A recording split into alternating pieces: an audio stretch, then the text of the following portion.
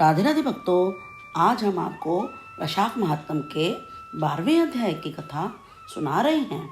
पिछले अध्याय में हमने आपको बताया था कि भगवान शंकर ने कामदेव को भस्म कर दिया था और उसकी पत्नी रति विलाप करने लगी। तब भगवान शंकर ने उससे कहा था कि यदि वह वैशाख मास में भगवान मधुसूदन की पूजा करेगी तथा वैशाख स्नान करके कथा सुनेगी तो उसे उसका पति अवश्य मिल जाएगा। भगवान कार्तिकेय के जन्म की कथा भी हमने आपको सुनाई थी। यदि आपने अभी तक पिछले अध्यायों की कथा नहीं सुनी है तो इस चैनल को लाइक और सब्सक्राइब कर लीजिए। अब गणेश जी को प्रणाम करके हम कथा प्रारंभ करते हैं।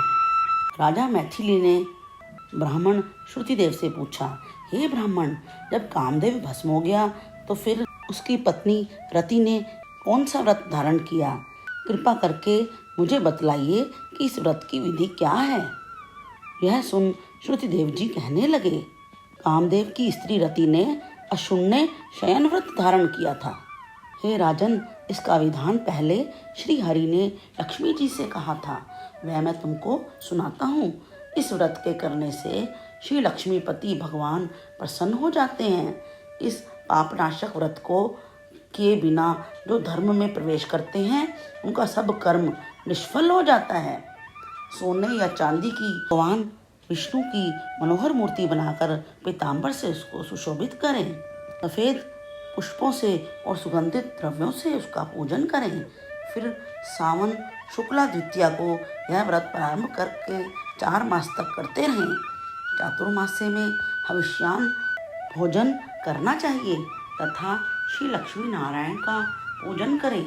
चातुर्मास्य व्यतीत होने पर विधिवत इसका पालन करना चाहिए। किसी ब्राह्मण को जूते देने चाहिए। ब्राह्मणों को शय्यादान, वस्त्रदान करके भोजन कराएं। ब्राह्मण और ब्राह्मणी दोनों को साथ भोजन करा के दक्षिणा भी दें। इस प्रकार से 4 मास तक पूजन करें। मार्गशीर्ष आदि मासों में भी विधिवत इसी तरह का भगवान का पूजन करें। ऐसे ही चैत्र से 4 मास तक हरि भगवान का पूजन करें। जिनको सनकादिक ऋषिगण पूजते हैं उन भगवान की स्तुति करें और इस व्रत का आषाढ़ शुक्ला द्वितीया को उद्यापन भी करें। ओम नमो नारायणाय इस मंत्र से हवन करें।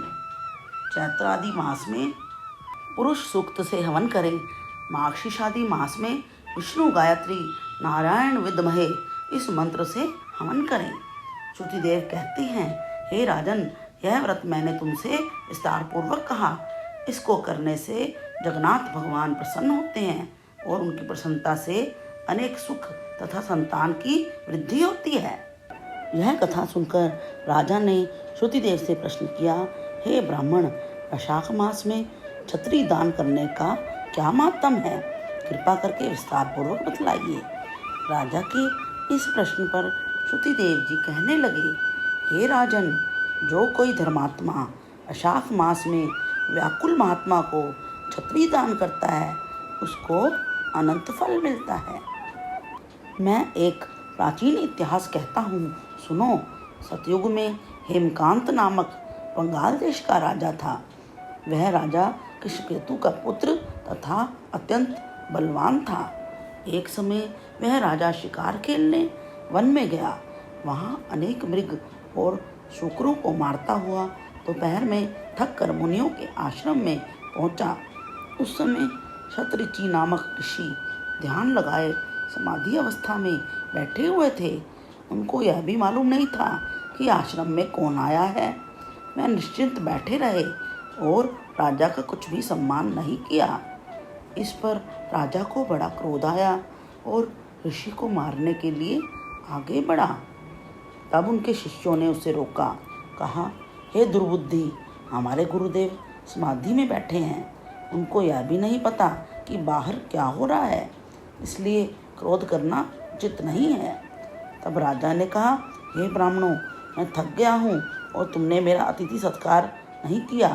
तब शिष्यों ने कहा, हम तो गुरु जी के अधीन हैं, बिना गुरु की आज्ञा के कुछ भी नहीं कर सकते। शिष्यों का ऐसा उत्तर सुनकर क्रोध से राजा ने अपना धनुष उठा लिया और कहने लगा कि मुझसे दान लेकर अन्न खाने वाले मुझको ही शिक्षा देते हो। ऐसे लोगों को तो अवश्य मारना चाहिए। इतना कहकर राजा उन पर बाण चलाने लगा, जिससे भयभीत होकर शिष्य भागने लगे। राजा के सैनिकों ने उनको चारों तरफ से घेर लिया। राजा ने उनमें से 300 शिष्यों को मार दिया। शेष भाग गए। जब आश्रम में कोई नहीं रहा तो सैनिकों ने वहाँ की सब वस्तुएं लूटकर खूब भोजन किया। सायंकाल राजा जब अपने घर आया तो उसके पिता कुशकेतु ने सारा वृतांत सुनकर पुत्र की बहुत निंदा की तथा उसे घर से निकाल दिया। जब पिता ने उसे त्याग दिया तो वह वन को चला गया और अत्यंत व्याकुल होकर इधर उधर फिरने लगा और ब्रह्मत्या का पाप उसे सताने लगा। इस प्रकार से उस दुरात्मा को फिरते फिरते 28 वर्ष बीत गए। तब एक दिन त्रित नामक ऋषि वैशाख मास में तीर्थ यात्रा करते हुए उसी वन में आए और धूप से व्याकुल होकर मूर्छा खाकर गिर पड़े। दैवयोग से हेमकांत के मन में मुनि को गिरते देखकर दया उत्पन्न हो गई। उसने ढाक के पत्तों की छतरी बनाकर मुनि के सिर पर लगा दी और अलम्बुशा का जल पिलाया। इस उपचार से वे मूर्छा से निवृत्त हो गए तथा इंद्रियों में कुछ चैतन्यता आ गई। धीरे धीरे गांव में पहुंच गए। इस छतरी दान के पुण्य के प्रभाव से उसकी 300 ब्रह्मत्याएं क्षण भर में दूर हो गई।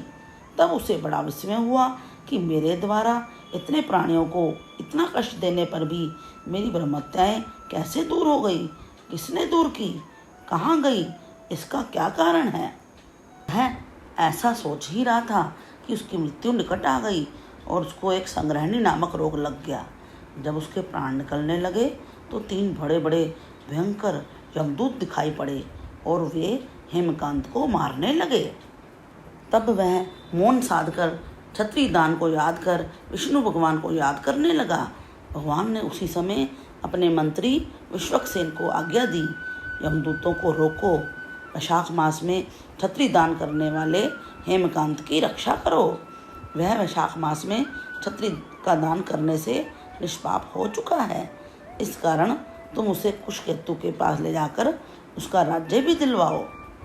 भगवान की आज्ञा पाकर विश्वक्सेन हेमकांत के पास जा पहुंचा। उसने उसे यमदूतों से मुक्त कराया और निरोग भी कर दिया। फिर वह उसे साथ लेकर उसके पिता के पास पहुंचा। उन्हें भगवान विष्णु का आदेश सुनाया।